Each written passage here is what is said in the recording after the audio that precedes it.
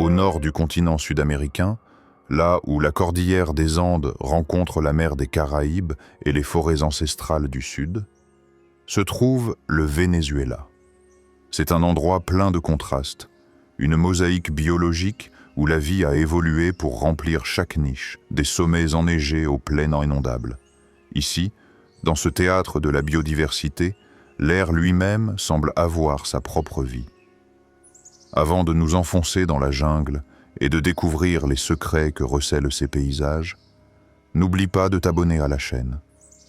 Rejoins notre expédition numérique et fais partie de cette meute qui explore les coins les plus sauvages de la planète. Ne laisse pas l'aventure commencer sans toi.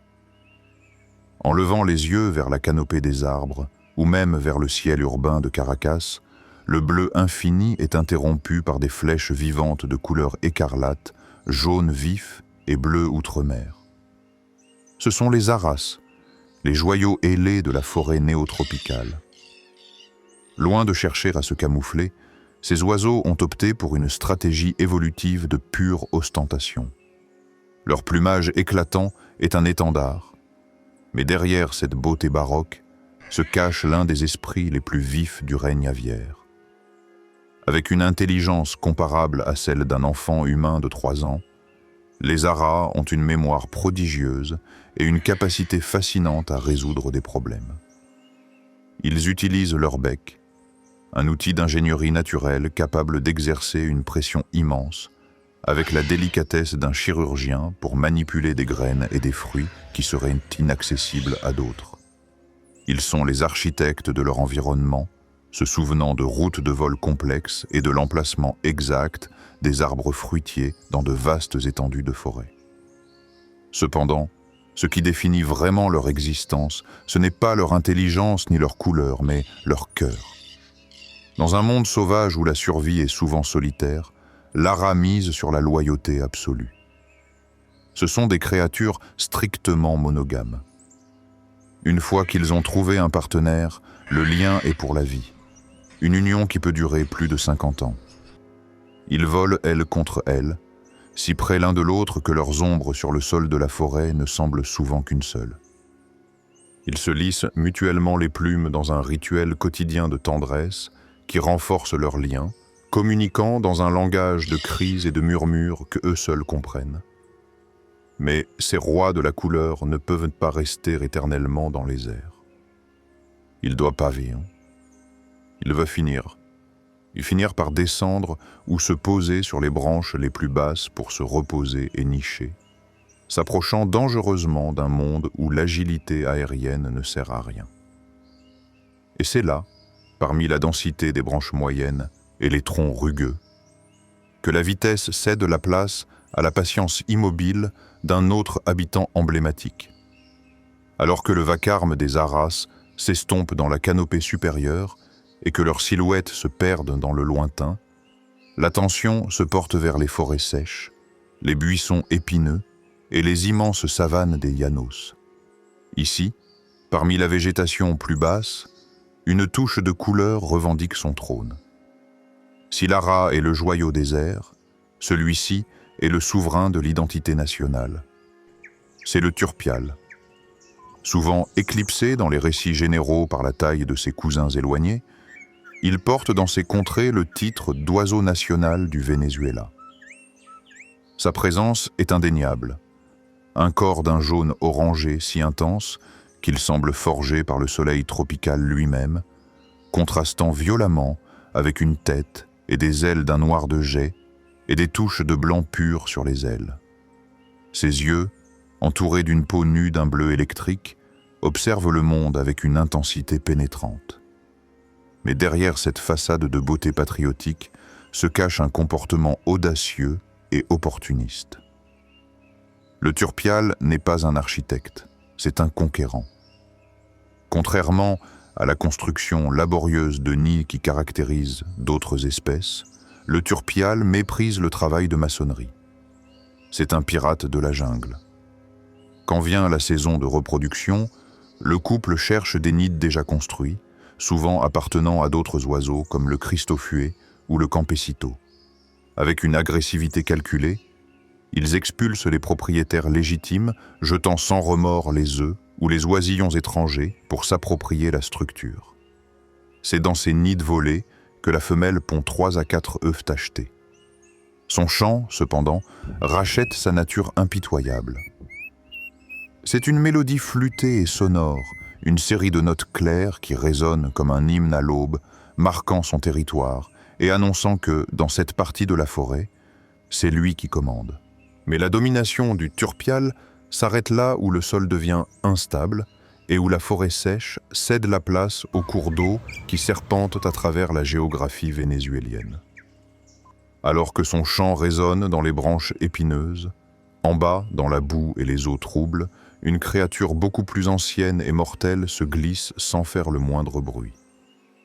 Laissant derrière nous les branches sèches et le chant territorial du turpial, notre regard descend vers l'immense artère fluviale qui divise le Venezuela en 2 moitiés géologiques.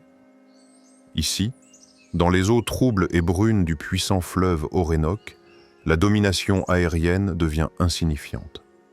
Dans ce monde sous-marin, où le courant sculpte la terre, vit un géant cuirassé dont l'existence précède l'histoire humaine. C'est la tortue haro, ou tortue de l'Orénoque. Ce n'est pas une simple habitante du fleuve, c'est la plus grande tortue d'eau douce de toute l'Amérique du Sud. Les femelles, véritables matriarches des profondeurs, peuvent atteindre des dimensions colossales, avec des carapaces dépassant les 80 cm et un poids pouvant franchir la barre des 90 kg. Ce sont des chars vivants, survivants d'une époque oubliée, qui naviguent avec une grâce inattendue à travers les tourbillons et les courants traîtres. Mais leur vie solitaire et submergée est interrompue par un phénomène naturel d'une ampleur biblique. Lorsque le fleuve se retire pendant la saison sèche et que les eaux baissent, de vastes bancs de sable doré émergent au milieu du lit. Les plages de nidification. Guidées par un instinct ancestral et synchrone, des milliers de femelles sortent de l'eau sous le couvert de la nuit. C'est une invasion silencieuse et massive. Dans un effort titanesque, elles traînent leur corps lourd sur le sable, transformant la plage déserte en un chaos de carapaces et de sable volant. Utilisant leurs pattes arrière comme des pelles, elles creusent des nids profonds où elles déposeront leur héritage, entre 80 et 150 œufs blancs et sphériques par nid. Le sable devient un incubateur géant sous le soleil brûlant des plaines. C'est une course contre la montre. Les bébés doivent naître et courir vers la sécurité de l'eau avant que les pluies ne gonflent à nouveau la rivière et n'inondent les plages. Cependant, la rivière qui leur donne la vie est aussi le théâtre de leurs cauchemars. Alors que les petites tortues brisent leurs coquilles et se précipitent instinctivement vers le rivage, les eaux calmes s'agitent. Un prédateur sans froid, patient et parfaitement camouflé, observe depuis la rive boueuse, attendant le moindre mouvement à la surface. Cette ombre qui rôde sous la surface, attendant de se régaler des tortues nouveau-nées, est le maître incontesté de ces eaux. Quand il émerge, le fleuve semble s'ouvrir pour laisser passer le plus grand prédateur d'Amérique du Sud et l'un des reptiles les plus redoutables de la planète, le crocodile de l'Orénoque, connu localement avec respect et crainte sous le nom de caïman de l'Orénoque. Si la tortue haro est le géant pacifique, celui-ci est le léviathan de l'agressivité calculée. Les mâles dominants sont des reliques vivantes, des monstres fluviaux qui peuvent dépasser les 5 mètres de long, même si les légendes des Llaneros parlent d'anciens spécimens atteignant 7 mètres. Son corps est une machine à tuer parfaite, recouverte d'une armure d'écailles osseuses de couleur gris pâle ou vert olive, un camouflage parfait dans les eaux limoneuses. Contrairement aux autres crocodiles, son museau est particulièrement étroit et allongé, une adaptation évolutive conçue pour fendre l'eau avec un minimum de résistance et attraper des poissons rapides d'un claquement latéral mortel. Mais ne te laisse pas tromper par cette apparente délicatesse. Ses mâchoires ont une force de broyage dévastatrice capable d'entraîner au fond des proies de la taille d'un cerf ou d'un capybara pris au dépourvu. Cependant, dans ce monde de dents et de sang, il existe une tendresse inattendue. La femelle crocodile de l'Orénoque défie l'image du monstre insensible. Tout comme la tortue haro, elle enfouit ses œufs dans les bancs de sable, mais là s'arrêtent les similitudes. Elle n'abandonne pas sa couvée. Elle reste à proximité, sentinelle insomniaque sous le soleil brûlant, protégeant son nid des lézards et des oiseaux charognards. Quand ses petits éclosent, émettant de petits sons gutturaux, elle les déterre avec une précision chirurgicale et les transporte dans sa gueule, celle-là même qui peut broyer des os, vers la sécurité de l'eau, les surveillant férocement pendant des semaines. C'est un roi en danger critique, un monarque qui patrouille un royaume qui rétrécit. Mais tandis que le crocodile règne à la jonction entre l'eau et le sable, au-delà du rivage, là où la plaine s'étend à l'infini et où les hautes herbes ondulent comme une mer verte, un autre géant se déplace. Celui-ci n'a pas besoin de se cacher sous l'eau. Sa simple présence et son anatomie étrange suffisent à dissuader presque toutes les menaces. Si le crocodile de l'Orénoque est le tyran de l'eau, il n'existe qu'un seul être capable de défier les frontières entre la terre et le fleuve, un fantôme tacheté qui ne respecte pas les limites imposées par la nature aux autres félins. De l'épaisseur des forêts-galeries et des ombres de la jungle guyanaise émerge l'incarnation du pouvoir à l'état pur, le jaguar. Connu dans les plaines vénézuéliennes simplement sous le nom de tigre, c'est le prédateur suprême d'Amérique, le troisième plus grand félin de la planète. Mais contrairement à ses cousins d'Afrique ou d'Asie, qui évitent de se mouiller, le jaguar est un nageur olympique. L'eau n'est pas un obstacle, mais un vaste terrain de chasse. Il se jette dans les canaux et les lagunes avec une confiance effrayante, traversant des rivières tumultueuses de plusieurs kilomètres de large à la recherche d'un territoire ou d'un partenaire. Son anatomie est un triomphe de la force brute sur la vitesse. Il est compact, musclé, conçu pour le combat au corps à corps. Et il possède une arme secrète, la morsure la plus puissante de tous les grands félins par rapport à sa taille. Alors que les lions et les tigres étouffent leur proie en leur mordant la gorge, le jaguar est un tueur brutal et direct.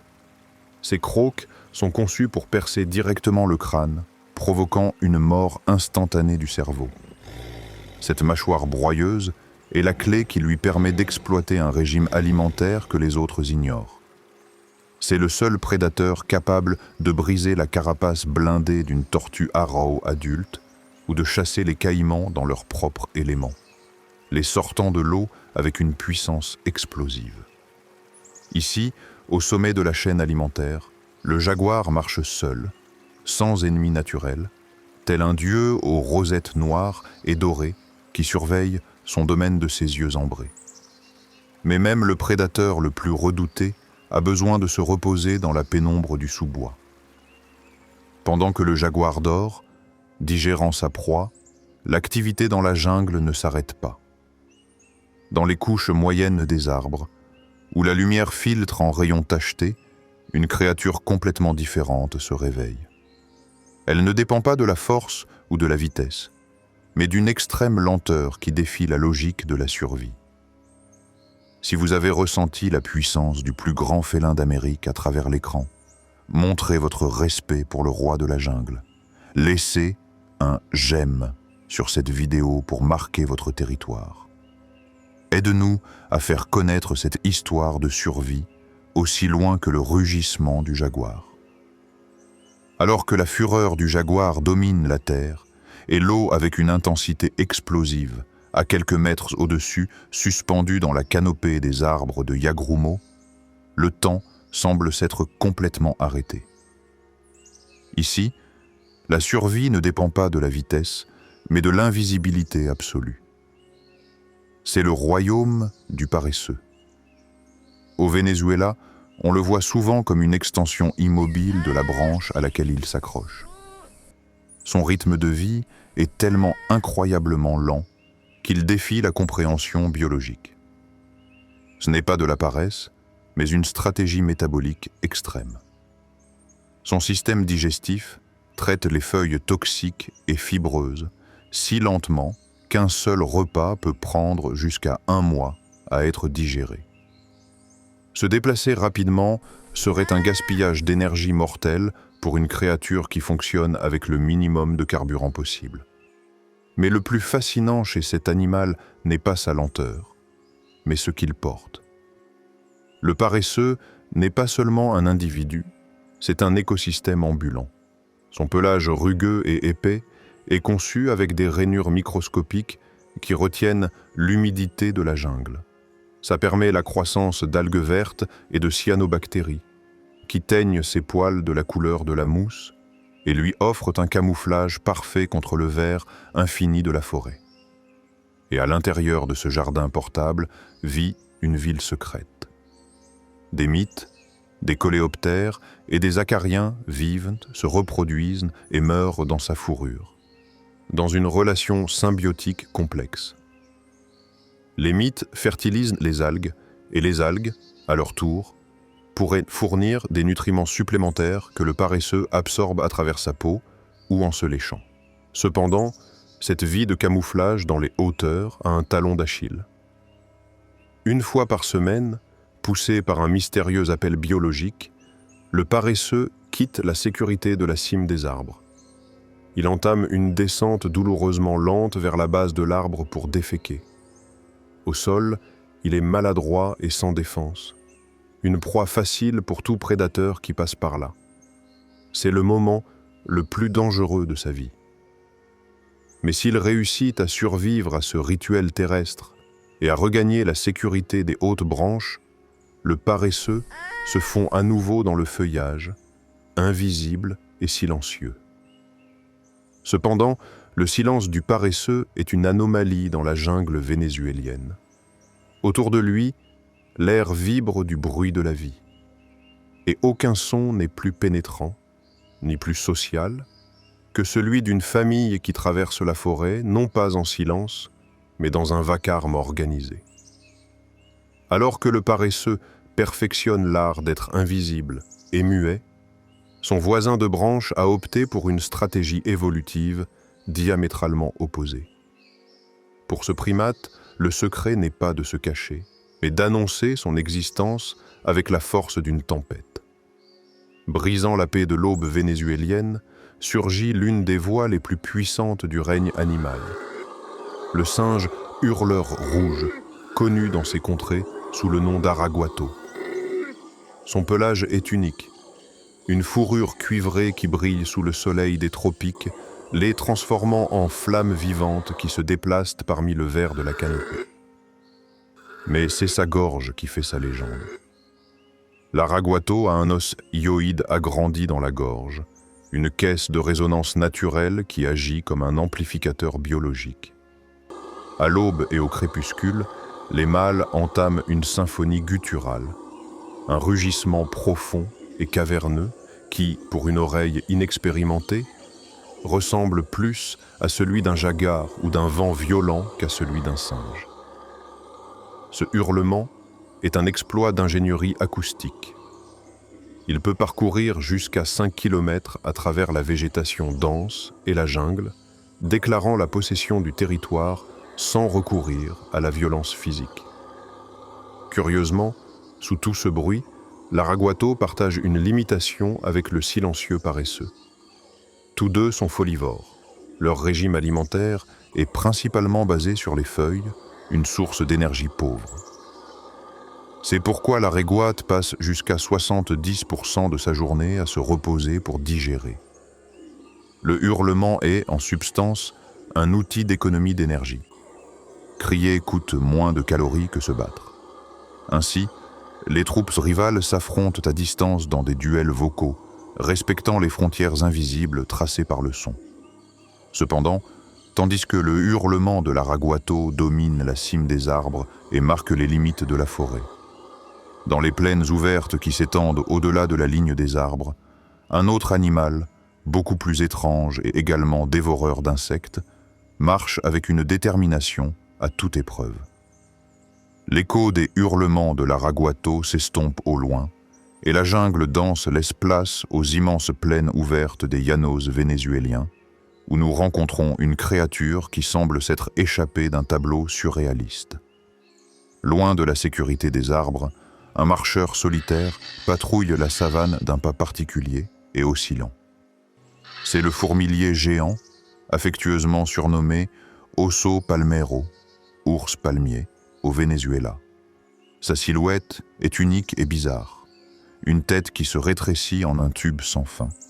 Un corps robuste et une queue si volumineuse et poilue qu'elle ressemble à une feuille de palmier séchée, qu'il utilise comme couverture pour se protéger pendant les nuits froides de la plaine ou comme parasol pendant les siestes sous le soleil de midi. Ce géant est un miracle de spécialisation.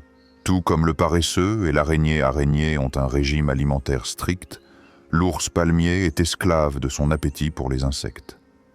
Aveugle et presque sourd selon les normes humaines, il navigue dans son monde guidé par un odorat 40 fois plus sensible que le nôtre.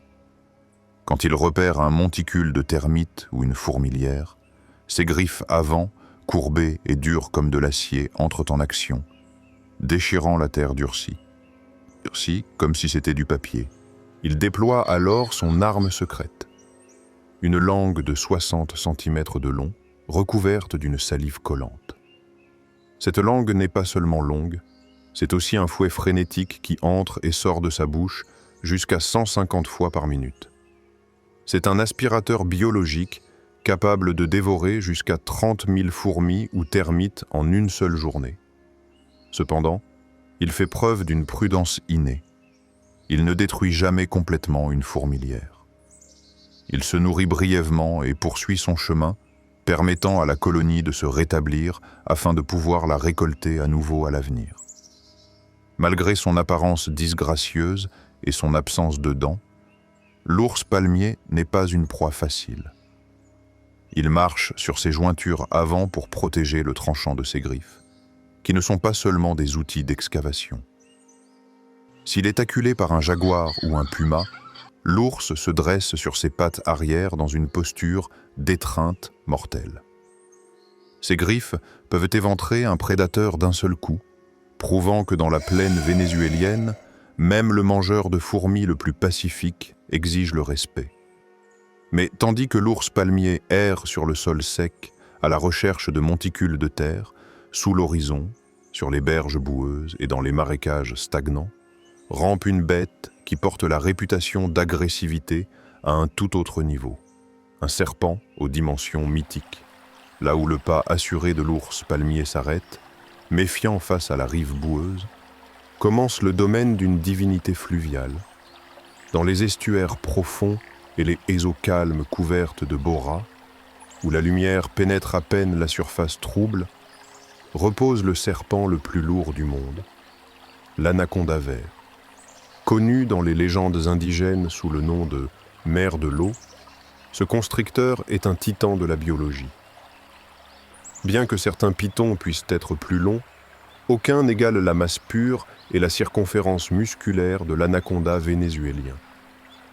Les femelles, beaucoup plus grandes que les mâles, peuvent dépasser les 5 mètres de long et atteindre un poids de plus de 90 kg, devenant ainsi de purs cylindres musculaires, conçus pour étouffer. Ses yeux et ses narines sont stratégiquement situés sur le dessus de sa tête, ce qui lui permet de rester complètement immergé, invisible du monde extérieur, tout en surveillant la rive. Elle n'a pas besoin de venin. Son arme, c'est la force brute. Elle attaque avec une vitesse qui dément sa taille, attrapant sa proie avec des rangées de dents recourbées vers l'arrière avant de l'enrouler dans les anneaux de son corps. Ce qui suit n'est pas un broyage d'os, mais un blocage respiratoire. À chaque expiration de la proie, l'anaconda serre un peu plus, réduisant l'espace vital jusqu'à ce que le cœur s'arrête.